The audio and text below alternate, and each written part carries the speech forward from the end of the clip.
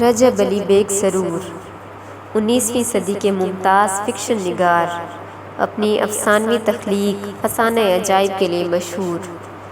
رجب علی bag نام، سرور تخلص، وطن لکھنؤ، سال ولادت 1786۔ والد کا نام مرزا اصغر علی تھا۔ تربیت اور تعلیم دہلی میں ہوئی۔ عربی فارسی زبان و ادب کے علاوہ شاہ سواری، تیر اندازی، خوش نویسی اور موسیقی میں دستگاہ رکھتے تھے۔ مزاج میں شوخی و ظرافت تھی۔ نہایت ملنسار اور یار باش آدمی تھے۔ دوستوں کا حلقہ بہت وسیع تھا۔ غالب سے بھی دوستانہ مراسم تھے۔ سرور کے ساتھ 1824 میں یہ حادثہ پیش آیا کہ والی عود غازی الدین حیدر نے کسی بات پر خفا ہو کر لکھنؤ سے جلا وطن کر دیا۔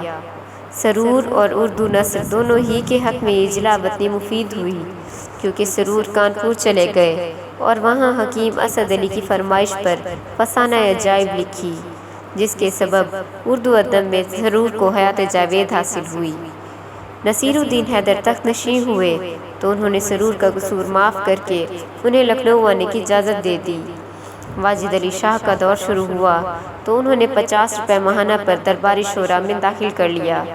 1856 میں سلطنت اود کا خاتمہ ہو گیا اور تنخواہ بند ہو گئی تو سرور پھر مالی دشواریوں میں مبتلا ہو گئے۔ سید امداد علی اور منشی شیخ پرساد نے کچھ دنوں مدد کی، لیکن 1857 کی ناکام بغاوت نے ایسے حالات پیدا کر دیے کہ لکھنؤ چھوڑنا پڑا۔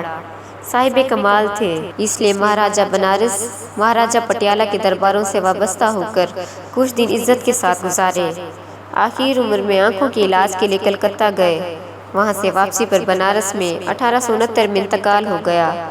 سرور کئی کتابوں کے مصنف ہیں۔ فسانہ عجائب ان میں سب سے پہلی اور سب سے اہم ہے۔ 1824 اس کا زمانہ تصنیف ہے۔ یہ حسن و عشق کا افسانہ ہے۔ انداز داستان کا ہے۔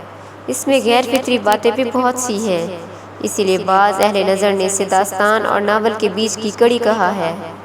فسانہ عجائب کی عبارت انتہائی پرتکلف، نہایت پیچیدہ اور مکفّہ مسجع ہے۔ رنگینی بیان سے کتاب کو دلچسپ بنانے کی کوشش کی گئی ہے۔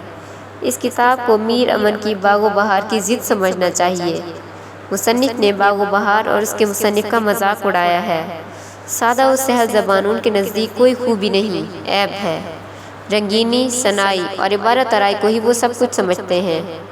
اس زمانے میں اس انداز نگارش کی قدر بھی بہت تھی، اس لیے بہت مقبول ہوئی اور پسندیدگی کی نظر سے دیکھی گئی۔ اب زمانے کا ورق الٹ چکا اور اسے عیب سمجھا جانے لگا۔ یہ ایک حقیقت ہے کہ مصنوعی عبارت کا دل پر اثر نہیں ہوتا۔ دوسری بات یہ کہ وزن کی فکر کرنے، قافیہ ڈھونڈنے، تشبیہ و استعارے سے عبارت کو رنگین بنانے کی کوشش میں ہی مصنف کی ساری صلاحیت صرف ہو جاتی ہے اور جو کچھ وہ کہنا چاہتا ہے کہہ نہیں پاتا۔ سرور کی اور بہت سی کتابیں ہیں، مثلاً سرور سلطانی، شرر عشق، شگوفہ محبت، گلزار سرور، شبستان سرور اور انشاء سرور۔ سرور سلطانی شاہ نامہ فردوسی کے ایک فارسی خلاصے کا ترجمہ ہے اور 1847 میں واجد علی شاہ کی فرمائش پر لکھی گئی۔ شرر عشق چڑیوں کی دلچسپ داستان محبت ہے جو 1856 میں لکھی گئی۔ شگوفہ محبت بھی محبت کی کہانی ہے۔ گلزار سرور کا موضوع اخلاق و تصوف ہے۔ غالب نے اس پر تقریض لکھی ہے۔ شبستان محبت الف لیلی کی کچھ کہانیوں کا ترجمہ ہے۔